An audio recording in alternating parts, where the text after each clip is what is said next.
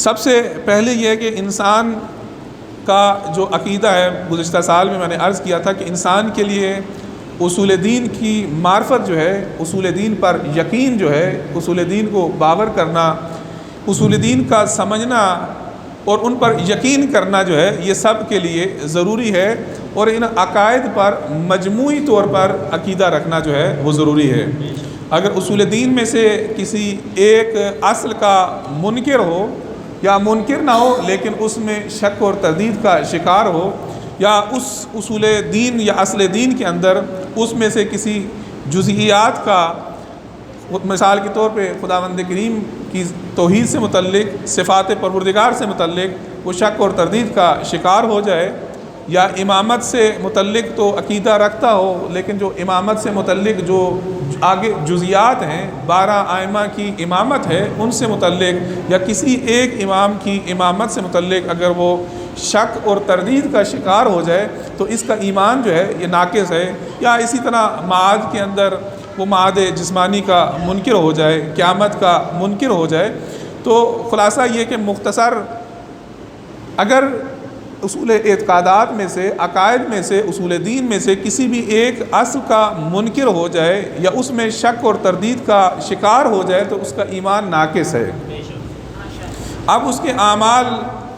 اس کی عبادات کوئی بھی اس کو فائدہ نہیں پہنچائیں گی اور اس کو ان کا کسی قسم کا بھی فائدہ نہیں ہوگا۔ لیکن اس کے لیے سب سے پہلے جو نقطہ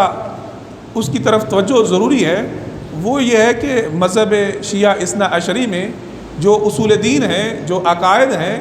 ان کا قرآن سے اور کلام اہل بیت علیہ السلام سے سب سے پہلے سمجھنا ضروری ہے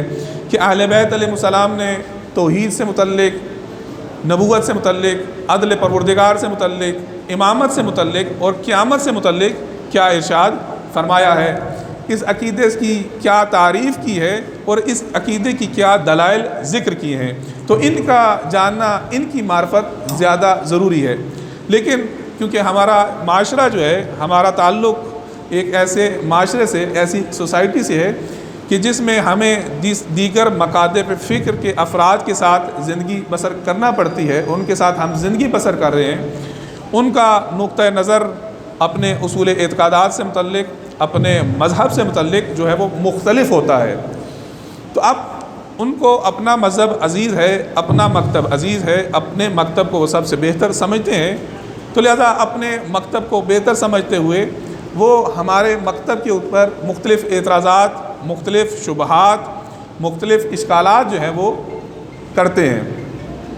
اب بجائے اس کے کہ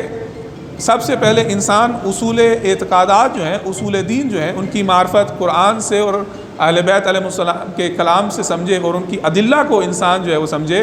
اب سب سے پہلے مشکل یہ پیش آ جاتی ہے کہ جی امامت سے متعلق فلاں نے یہ کہا ہے،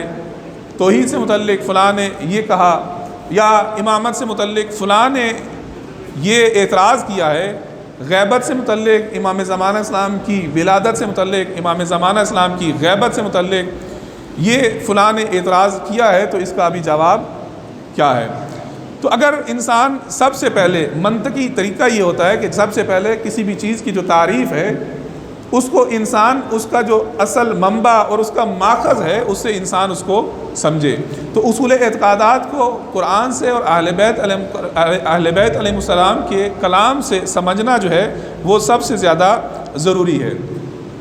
اور اس کے بعد جب انسان درست عقیدے کو سمجھ لے کہ امامت کا درست عقیدہ یہ ہے، امامت کی ادلہ اور براہین یہ ہیں، تو اس کے بعد اگر کوئی شبہ یا کوئی اشکال جو ہے وہ یا اعتراض یا سوال انسان کے سامنے بھی آئے تو انسان کسی قسم کے شک و تردید کا، انسان کسی قسم کی مشکلات کا، انسان کسی قسم کے مسئلے کا شکار نہیں ہوتا اور انسان اپنے عقیدے میں ڈگمگاتا نہیں ہے۔